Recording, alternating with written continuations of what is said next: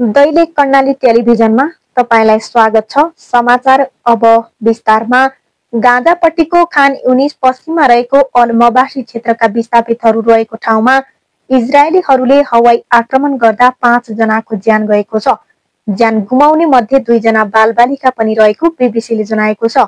त्यहाँ रहेको कुबेत फिल्ड अस्पतालका कर्मचारीहरूले आक्रमणमा घाइते 32 जनाको उपचार गरिएको बताएका छन्।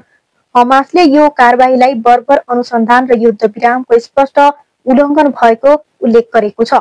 सन् 2023 मा हमासले दक्षिण इजरायलमा रहेको आक्रमणमा झण्डै 1200 जनाको ज्यान जानुका साथै 250 भन्दा धेरै बन्धक बनाएपछि इजरायलले गाजामा सैन्य अभियान सुरु गरेको हो।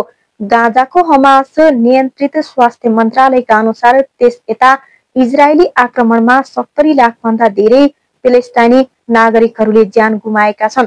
हाम्रो पेजलाई फलो गरिदिनुहोला। धन्यवाद।